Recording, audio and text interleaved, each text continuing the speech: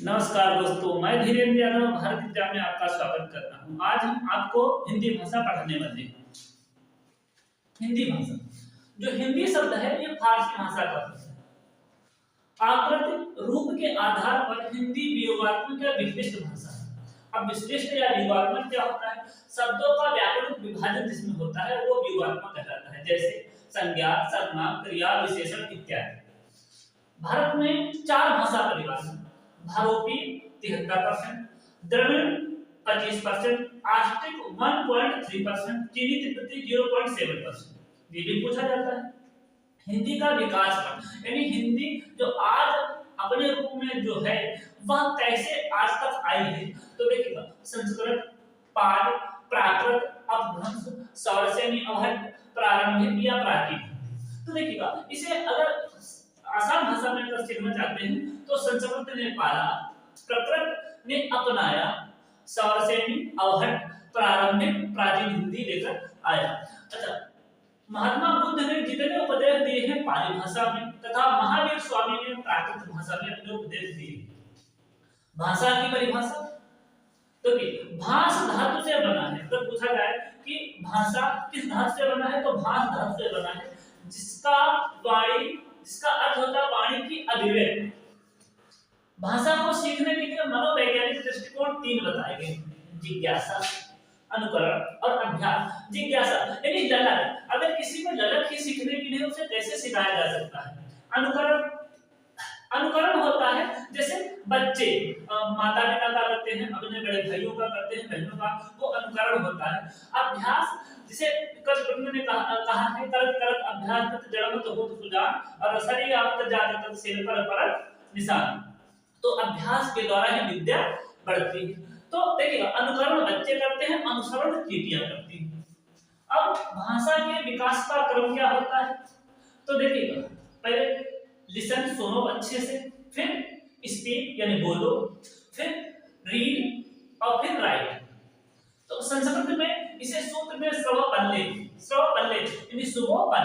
तो देखिए सुनना, बोलना, पढ़ना, फिर लिखना। जबकि एक भाषा वैज्ञानिक है मारिया मांटेस है, तो उनका बोलना है कि सुनना, बोलना ये जो जन्मजात है ये तो सही है, फिर लिखना बाद में पढ़ना, केवल इनके अनुसार मारिया मांटेस के अनुसार। फिर भाषा के प्रकार 3: मौखिक, लिखित, सांकेतिक। देखिए सांकेतिक जैसे रंग संकेत है, ध्वनि संकेत है, आंगिक संकेत है और कई प्रकार के। तो देखिए मौखिक भाषा यानी उसके लिए साक्षर होना जरूरी नहीं है। जैसे बहुत सारे देखिएगा पढ़े लिखे लोग नहीं होते लेकिन बोल देते हैं, लिख नहीं पाते। तो मौखिक भाषा जब हम कोई वार्तालाप के बातचीत करते हैं वह मौखिक होता है। लेकिन जब हम कोई लिखते हैं, उपन्यास है, कहानी है, नाटक है, जब ये लिखते हैं तो वो होता है लिखित। सांकेतिक, अब सांकेतिक में जैसे आपने देखा होगा लाल, हरे, नीले, पीले कई रंगों के द्वारा संकेत दिया जाता है, वो सांकेतिक। फिर ध्वनि संकेत जैसे आपने गाड़ी को सीटी बजाते देखा होगा। आंगिक संकेत जैसे ट्रैफिक पालन जब होता है तो जो ट्रैफिक इंस्पेक्टर होता है वो निर्देश देता है कि वाहन रोक दिया जाए, वो आंगिक संकेत होता है। और ये सबसे सांकेतिक भाषा सबसे कठिन भाषा होती है, इसका कोई एक निश्चित रूप नहीं होता है। तो सबसे सरल आपका मौखिक और सबसे कठिन आपकी सांकेतिक भाषा होती है। लेकिन मध्य की होती है, न कठिन और न ही सरल। हिंदी का भौगोलिक विस्तार तो देखिएगा यह लगभग 10-11 राज्यों में बोली जाती है। राजस्थान है, हिमाचल प्रदेश है, हरियाणा है, उत्तराखंड है, उत्तर प्रदेश है, मध्य प्रदेश है, झारखंड है, छत्तीसगढ़ है, बिहार है, दिल्ली है, अंडमान निकोबार। संविधान के 8वीं अनुसूची में जो 22 भाषाएं हैं उसमें से एक हिंदी है। राजभाषा, ये हिंदी राजभाषा है न कि राजभाषा। तो पार्ट 17 में इसका उल्लेख किया गया। अनुच्छेद की बात करते हैं तो 343 से 351 तक। लेकिन देवनागरी की मातृभाषा, जो माता के मुख से बच्चे सीखते हैं वो मातृभाषा होती है। और सबसे प्रथम भाषा होती है जो बच्चे सीखते हैं, फिर बोली, फिर भाषा, फिर राजभाषा, फिर राष्ट्रभाषा। अच्छा, बोली और भाषा में क्या अंतर है? पहले ब्रजभाषा भाषा हुआ करती है, आज बोली हो गई। बोली का व्याकरण त्रुटियां बहुत होती हैं, उसे राजकीय संरक्षण प्राप्त नहीं होता है और इसका विस्तार भी सीमित होता है, जबकि भाषा को राजकीय संरक्षण प्राप्त होता है, व्याकरण त्रुटियां कम होती हैं। राजभाषा, जब इसका भाषा का विस्तार अत्यधिक क्षेत्र में हो जाता है और ऑफिशियल कार्य इससे राज्य के किए जाते हैं, वो राजभाषा कहलाती है।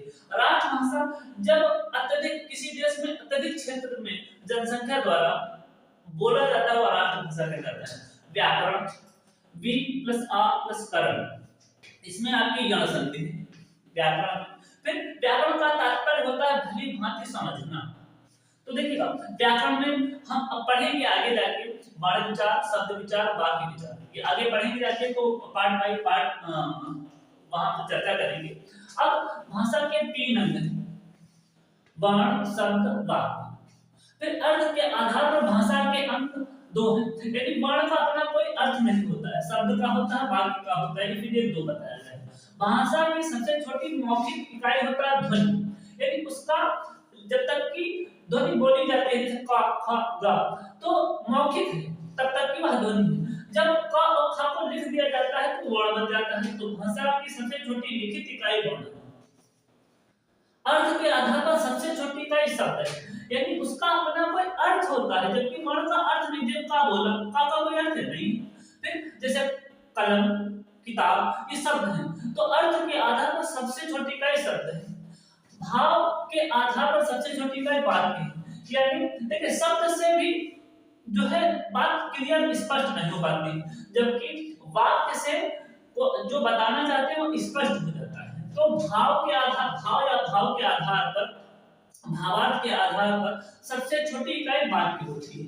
भाषा का सबसे बड़ा अंग वाक्य होता है, यानी वाक्य से बड़ा कुछ भी नहीं होता है। अच्छा देखिएगा कई किताबों में आप पढ़ोगे तो अक्षर वर्ण एक ही लिख देते हैं, जबकि अक्षर दूसरा है। तो देखिए इसका मतलब अक्षर देखिए एक या अनेक ध्वनियों की उस छोटी से छोटी इकाई को अक्षर कहा जाता है, जिसका उच्चारण एक झटके में होता है।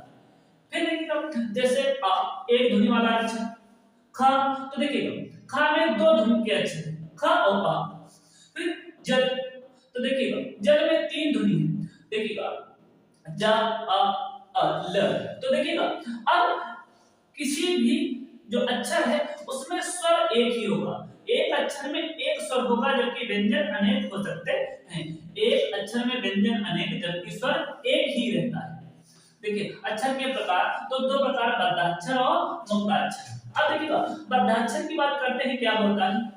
देखो जगत श्रीमान, वाक्य के अंत में, वाक्य के सॉरी शब्द के अंत में ये जो हलंत लगा हुआ है, जिन जिन शब्दों में हलंत लगा हुआ मिल जाए वो बद्धाक्षर है।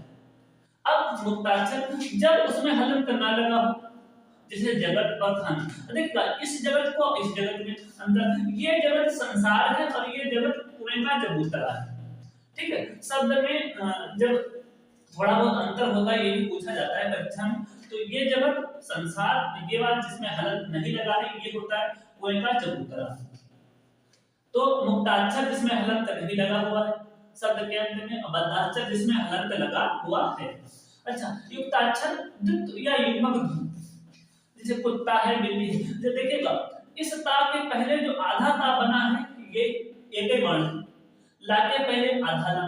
तो इस प्रकार से जो वर्ण लिखे मिल जाए, जैसे बच्चा आधा चा भी पूरा था, तो इस युक्ताक्षर द्वित्व या युग्मक ध्वनि बोला जाता है। युग्मक गुच्छ सॉरी व्यंजन गुच्छ, चिन्ह, विद्या, भट्ठा। तो देखिएगा ये आधा हा है और ना पूरा है, द आधा या पूरा, तो ये वर्ण दूसरा और ये वर्ण दूसरा, तो इसलिए युग्मक व्यंजन गुच्छ बोला जाता है। अब देखिएगा संगम, संगम क्या होता है, देखिएगा सोना, सोना एक ही में बोला, तो अब सोने का तात्पर्य हो गया स्वर्ण। अब देखो सोना, सोना, सोना यानी मत सोना।